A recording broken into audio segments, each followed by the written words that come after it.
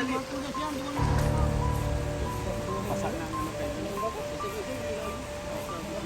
po mga kalingap, mga kabente, narito po ako ngayon sa Barangay San Isidro. Yan, kung saan napansin ko po yung mga kabarangay ko na kahit po medyo malakas po ang ulan, malakas ang hangin, tuloy-tuloy pa po yung paggagawa nila dito sa may tabi po ng ilog. Nandito po yung grabe. Yan, ito po yung Mabula Warriors, pinamumunuan po ni Kapitan Saldua. Yan, nakakabilib po kasi consistent po sila. Ilang taon na po silang ganito po sa clean up drive. Hindi lang po sa Mabulaw Creek, pati din po dito sa iba't ibang barangay. Tumutulong po sila sa paglilinis po ng tulad po nitong danon po ng ilog. Dito sila Kapitan. Ay, nandito din pala si principal. Bihira, po yan, principal po dito sa Sorbano Elementary School po siyang gumagawa dito. Kanina nakita ko naghahakot siya ng mga yero na nilipad.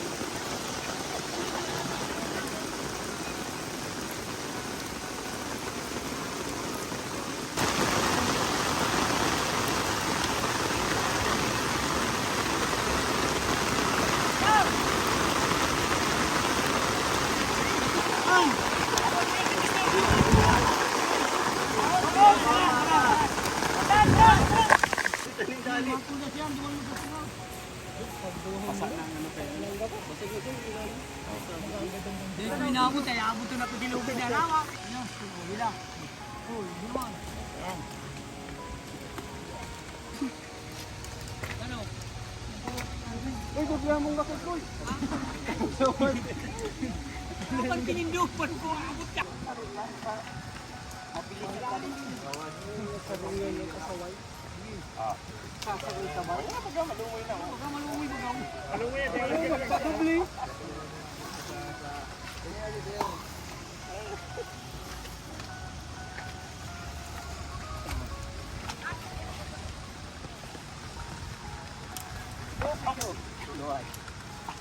Anong sa halas tubig? Oo, ano?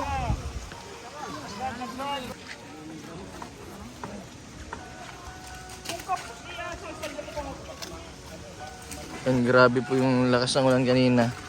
Yung pong nakarang bagyong Yuan, marami pong mga puno na tumba. Saka maraming bahay din yung mga masira, lalo na yung bubong nila Rubilin.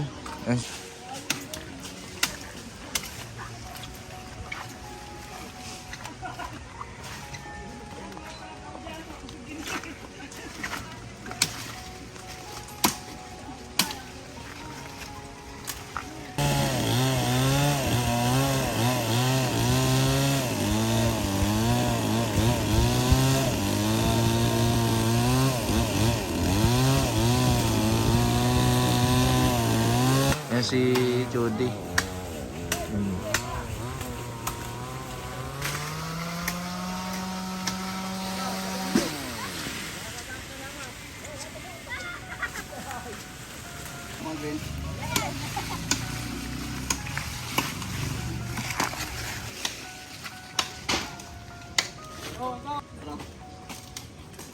May laman mo.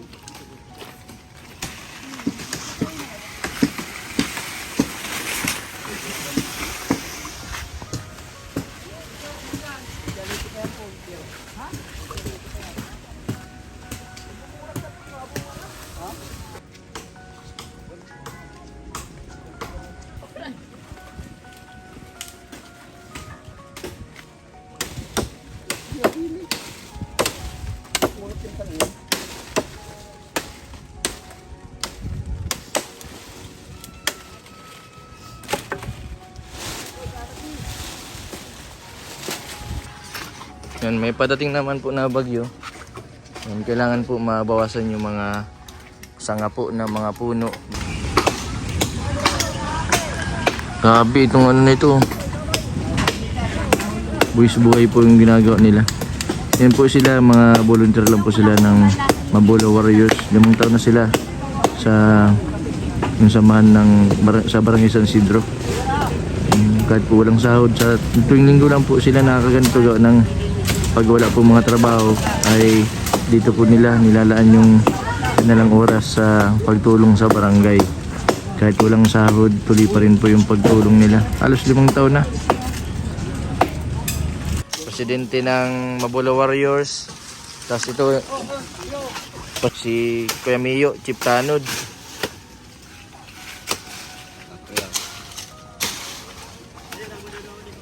Yan din si kinakapatid oh.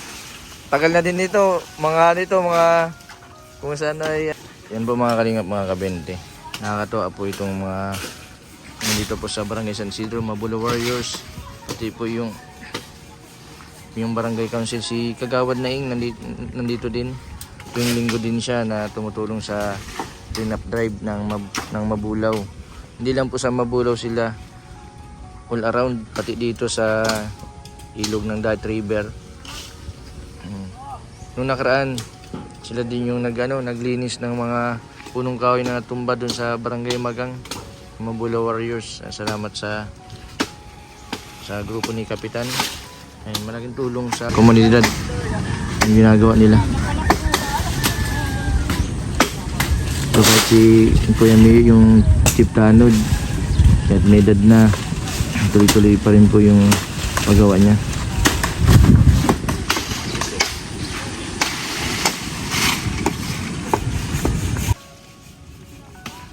Ito si Kuya Insyong. Kuya Insyong, ang si President. Ngayon, kausapin ko muna si President.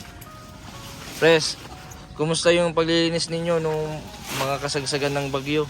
Ay okay naman po at yung saman ay walang nagpapabaya.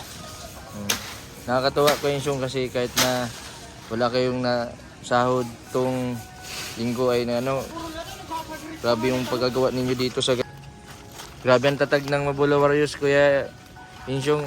Bali 5 taon na yata ang ninyo Opo. Anong masasabi mo doon Kuya Insyong doon sa mga kasama mo? Ay okay naman po, walang sumusunod din sa kanila kahit pagod na. Kahit galing sa trabaho. At ang aming masipag na kapitan. Kapitan. Ano yung Kuya Insyong, kasi dapat baga pahinga ninyo kasi Lunes hanggang Sabado trabaho. Bakit hanggang ngayon kahit na hindi eleksyon, tuloy-tuloy pa rin yung nyo paggagawa dito sa sa barangay? Ayan po, kahit sabihin pang walang eleksyon o may eleksyon yan, Tuloy-tuloy pa rin. kami. Saka pati ang kagandahan Kuya Insyong, naiwasan natin yung pagbaba dito sa barangay, pati din sa sentro. Dati hindi na dati pag kunting ulan lang ang sentro, sa may Pasig, binaba doon, ngayon wala na. Gawa ng paglilinis niyo, nakita naman yung Nilinisan po namin yung sambag yun. sa may Bago dumating ng LTO, nilinisan namin. Dapat yung pundo ng flood control dapat nasa Mabula Warriors na Kuya Insyong. Malaking pera din yung yung nasayang. Dapat ay sinusuportahan kayo ng gobyerno kung saan ay kahit pang lang, pang merienda. Kuya Insyong? Saka dapat po nilalagay sa magandang proyekto. Nilalagay sa tamang proyekto. Nung unang nagsama tayo dun sa Mabulaw Creek, hanggang ngayon tuloy-tuloy pa rin yung pagtulong mo dito sa barangay. Habang kaya. Buti hindi ka pinapagalitan ng mga anak mo na tumutulong ka pa sa ganito. Gaya kasi ngayon, 2 araw na kami. 2 araw na kayo na nag-clearing. Kasi may padating na bagyo.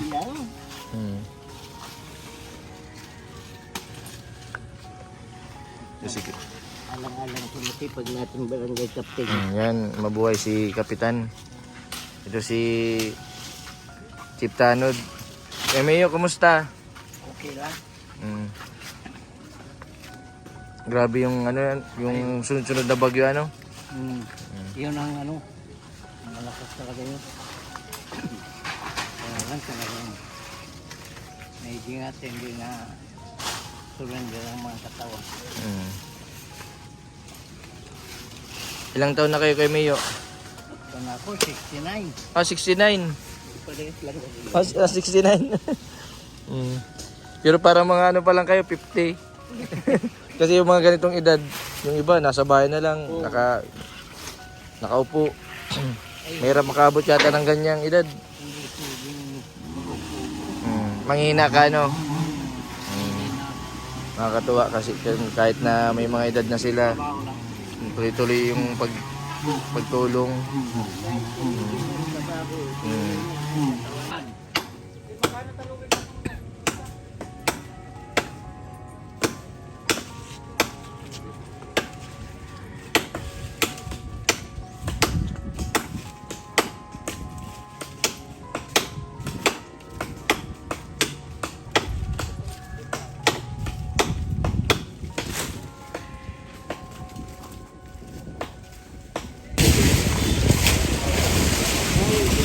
Gabi ito walang takot sa pagputol ng ano. Ito po yung Vice President ng Mabula Warriors, si Jody. And mamaya ito ako sa akin si Jody. Isa po siya sa ano, sa nagtulong po dun sa sunog po dun sa bahay ni nila mama. Kaya kundi dahil po sa kanya, tupok po lahat yung bahay. Hinila po niya yung ano, hinila niya yung rep na nasusunog sa loob ng bahay. Kaya ang problema, yan siya din po yung nasugatan.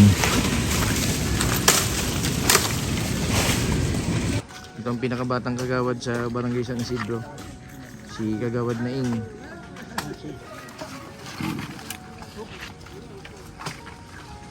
Yan po yung principal po ng Surbano Elementary School. Yan, nakakabilib po kasi kahit ano po siya, principal, gumagawa po siya dito. Gabi nabagsakan ng punong kahoy yung aircon.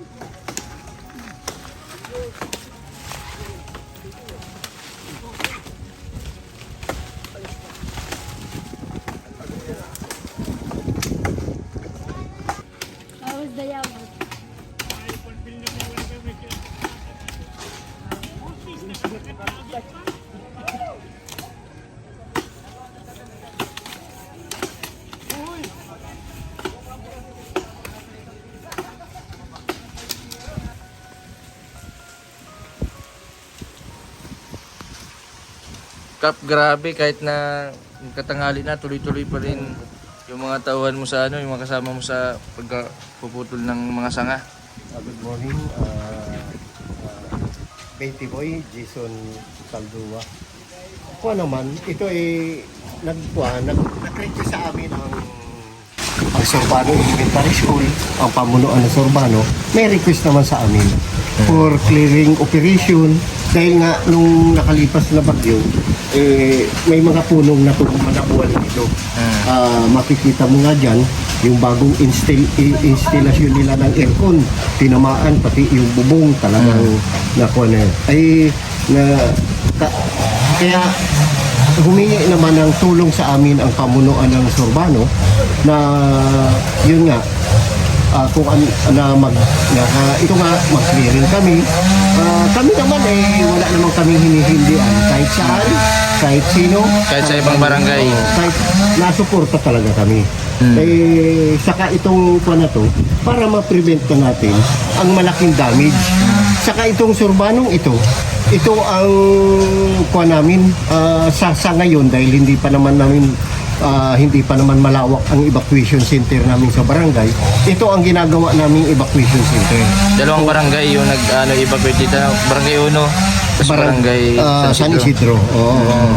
Ay kung hindi natin iti-trim ang mga matataas na pulong yan at may evacuate o magbagsak ang mga puno Dito sa evacuation center. Oo. Ay nasa tabing-tabi lang ng mga puno ang school eh. Tabing-tabi lang eh. Oo. Saka tabing-tabi ng river control. Kaya double purpose na eh. Maiwasan natin na dahil pag nabuwal yung mga puno na yan, nakakalalaki. Ang river control, Makakalog. sigurado, Ano yan, mabigay din. may damage yan, sigurado, kasi tabing-tabi siya eh. Yung ugat yan, sigurado, nakalubog yan sa mga simintong yan. Tapos, kung hindi mabubuwal sa bubong, ay wala. Mabuti kung agad-agad magagawa yung school na yan. Ay sigurado matatagalan pa yan, mga proseso pa yan. Maraming salamat din kay Sir Principal kasi kahit na principal na siya, tumutulong siya. Kanina kaming gumagawa, pati yung mga Nagakot ng hero kanina. pati yung mga utility niya, tumutulong naman, tumutulong galing. sila. Kaya ang sa amin naman ay trimming. Basta yung mga matataas para pag may hangin, hindi siya mabigat, hindi na mabigat, hindi na yung kukunin ng hangin. Grabe yung sakripisyo ninyo Kap ngayon kasi dalawang bagyo yung sunod-sunod na yung mga clearing ninyo sa kalsada. Kasi nung nakaraan dito Kap, kung hindi dahil din sa inyo, yung mga taong may mga sasakyan, di makakadaan. Oo, yung nakaraan, yung super typhoon nga. Kaya tingnan mo, ang natamaan ang nabuwalan yung malaking puno, yung bahay ng teacher dito. Oo, laking damage. Tapos yung power ng kuryente, yung madilim pa sa parting itong school dahil nga yung street light na damage din. Yung malaking puno na nagano. Kaya andyan pa rin yung puno yan. Hindi naman. Mabuti sana kung pinuputol natin ang puno, yung bang sagad. Yung sa puno talaga natin pinuputol. Hindi. Talagang malaking sakripisyo dahil aakit ka ng taas. Aakit ka kaya tingnan mo kahit nga maulan, madulas ang kwan, okay lang kami dahil ang sinasamantala namin yung panahon. Marami pa kami dapat asikasuhin lalo na sa barangay. Bawat araw na nagkakaroon kami ng activity ganito, linulubos-lubos na namin kasi hindi lang ito ang magagawain namin Hindi lang. Kap, ingat din kayo palagi kasi kakibat yung aksidente. Pwedeng mahulog yung mga kasama mo, pwedeng madulas dyan sa river control. Pero Kap, ano yung sinasaalang-alang nyo? Bakit ginagawa nyo ito, hindi lang dito sa barangay ninyo? Nung nakaraan, yung dito sa yung ng Buhawi, di ba natumba yung puno sa isang bahay, may namatay na isang bata, tapos ang dalaga. Sa kwan yun, sa Magang. Sa Magang yun. Nakasaklulo rin kami doon. Binigyan nga kami ng kuwan man ni Certificate. Barangay Council ng Magang na nag-courtesy man sa amin, nagpasalamat. Kap, anong masasabi ninyo doon sa mga hanggang ngayon yung mga kasama mo sa Mabolo Warriors? 5 years na, nandyan pa rin sila. Kahit na volunteer lang sila, hindi ka nila iniiwan. Ay, siyempre, ang tagal na nga, Siguro tayo sa Mabulaw. Sa Mabulaw. Yun ang pinakauna natin, Mabulaw talaga. Kaya nga sinasabi ko, hindi lang kami kung saan kami pwedeng makatulong para sa komunidad, para sa tao, para sa kung ano pa man. Pasalamat nga ako dahil ang mga tao nagdadagdag, hindi nagkukuan, Nagbabawas. hindi nagbabawas. At ngayon nga, yung si Percy Si Kuya Percy. Percy, kilala mo yun, di ba? Oo. Oo, isa rin. Talagang napakasipag. Oo, napakasipag. Talagang nakikita niya na di ko nga alam kung anong nag-udyok sa sarili niyan at talagang sumama sa amin. Oo, sumama. Ito, yung isang tanod to, si Jojo ng ito si Jojo. rin yan. Talagang nag-seryoso siyang mag-cooperate sa amin. Walang pa niyan. Linggo-linggo. Talagang kahit na ang destino niya ay naga, talagang uuwi siya ng Sabado para Tapos- daw para sa linggo. Tapos Kap, si President, ito, kahit na, Kahit na matanda yung, na. kahit na may edad na, 69, ano daw, 69? 68 siguro. 68. 68. 68. Pero patuloy pa rin yung pag-ano. Kahit si Kuya Mayo. Ay kami naman hanggang kaya. Siyempre hanggang doon sa kaya lang namin gawin. Hindi naman namin pwedeng gawin yung hindi na namin kaya. Ay pag kuha natin, pag yun na ang routine na kasi, mahirap man na, ang hirap na i-kuhan mo yan, itulog mo na lang yan, iupo mo na lang yan, ay kuha pa rin habang Exercise na din, oo. ano? Ay gusto naman ng katawan namin, gusto naman ng isip namin, ay okay lang. Oo. Kasi kung talagang ayaw namin, ay ayaw namin kumilos. Ay gusto okay lang naman. Kaya walang problema. Oo. Anuhan. Ay ngayon nga, kahit nadagdagan na namin ng pasilidad, hindi pa rin halos kasya. Dahil sa dami ng mga, dahil hindi naman baga ang karamihan naman dito sa amin, hindi naman talaga mga konkreto ang bahay. Kaya delikado rin pag ganyang may kalamidad. Naranasan na nga nung yung Bagyo. kapukuan lang ng bagyo. O yung super Super typhoon. typhoon. Ay tingnan mo naman, ang dami talagang nabuhan. At ang kuha natin, sa ibang barangay, talagang makikita mo yung mga, halos ngayon palang nare-restore ang mga elektrisidad. Malaki din yan damage. Naman sila nagki-clearing. Oo. Kaya, kuwan lang, tulungan na lang. Kung kami naman, kaya naman namin itong ganitong trabaho, hindi kami mag-aatubiling hindi tumulong sa mga kinauukulan. Sakit ang ulo. Kap, may bibigyan ko pang pang merenda. Salamat. Oo, kuwan na. Nakikita pa naman ni Kachudi. Kaya sasabihin ni Kachudi, ayos, mamaya, solve. Pagpasensyahan nyo na yun, Kap, ha? At marami din ako ng mga yero. Para silang pakakadating sa hapon, gabi, para silang nagpa-party. Marami din akong tinutulungan, Kap, na mga yung mga nasiraan baga ng bubong. Kaso hindi sapat yung pondo. Yung mga nagagawa. Kap, maraming salamat kasi malaking tulong po yung ginagawa ninyo sa ating barangay. Hindi lang po dito sa barangay natin, pati din sa ibang barangay dito sa Dait. Sana lumawak pa yung mga ginagawa ninyo at makayahin din kayo ng ibang mga nasa barangay na nagtutulungan sa ganitong aktibidad. Hindi lang sa kung kailan may eleksyon, makikita sila sa ganitong lugar. Ay ito naman talagang ginawa na namin to. Basta kuwan lang kami ang palaging dalangin ko lang sa grupong to. Yun nga, iwas disgrasya, sakit. Ay, tingnan mo naman, halos kahit umuulan, sige lang ng sige. Yan lang talaga ang palagi kong hilig na sana ilayo man kami sa mga kapahamakan, karamdaman. Kasi prone kayo sa pwede kayong actually mahulog. Habang kami ay ganito, makakakilos, makakagawa, malakas, kaming gagawa. Walang kanya, walang pagkuha na ayaw na namin sige lang to. Naumpisahan ng grupong to. Hanggang sa kaya namin gagawin namin. Salamat, Kap. Mabuhay kayo. Salamat din ng marami sa grupo mo, sa iyo, Binti Boy. Maraming salamat dahil nakapasyal ka. Surety nga namin, napasyalan mo kami ng Barangay Uno.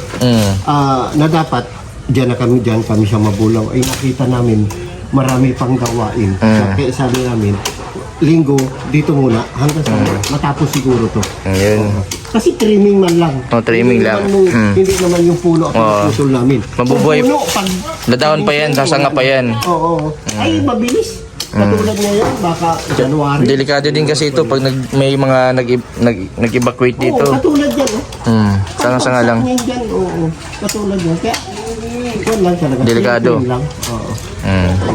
Kaya Sige. salamat. Maraming Sige salamat. po. Ha? Sige po, yan po mga kalingap, mga kabente. Si Cap na kapanan po natin. Ay, ito po si Sir Principal. Sir, ilan yung mga nag-ano dito sa yung mga nag-evacuate dito sa school? Alas dalawang barangay sir, Barangay 1 tapos Bali, ano lang, San Isidro. San Isidro lang. Mga 37, more or less 40 families. Nakakatuwa sir kasi minsan lang ako nakakita ng principal na naghahakot ng mga yero.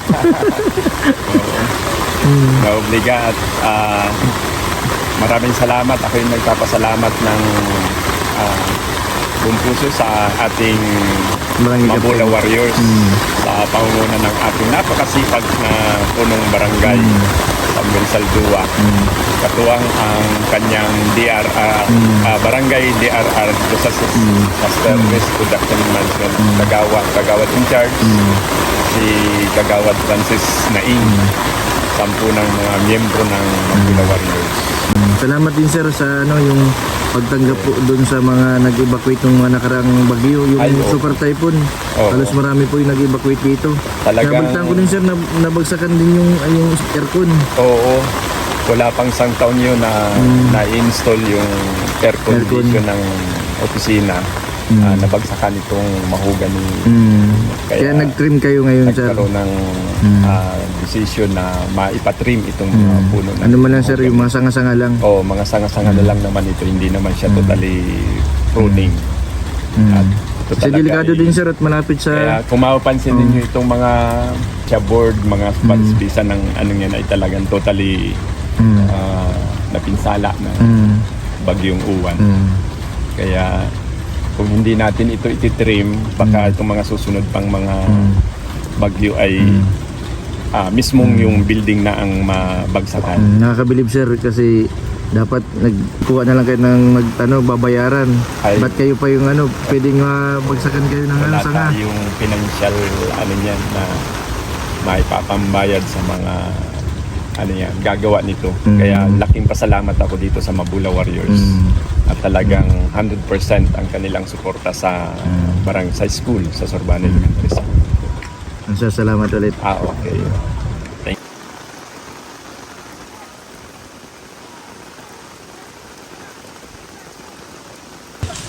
Maraming salamat kay Kagawad, yan, sa buong council po ng Barangay San Isidro, yan, sila Kuya Mio. And maraming salamat kay President ng Mabula Warriors na 5 taon na sila, na patuloy pa po yung kanilang pagtulong. Yung pinuputol po nila yung sanga para maiwasan po yung pwedeng sakuna, na kasi ito pong school nito ay ginagawa po ng evacuation center ng 2 barangay. Yan, dito din naglipat yung nanay ko. Malaking tulong po kasi binabaha din yung lugar namin. Yan, salamat din kay Vice President Judy at dun sa mga kasamahan, kay Michael, kay Percy, yan, kay dun sa kinakapatid ko.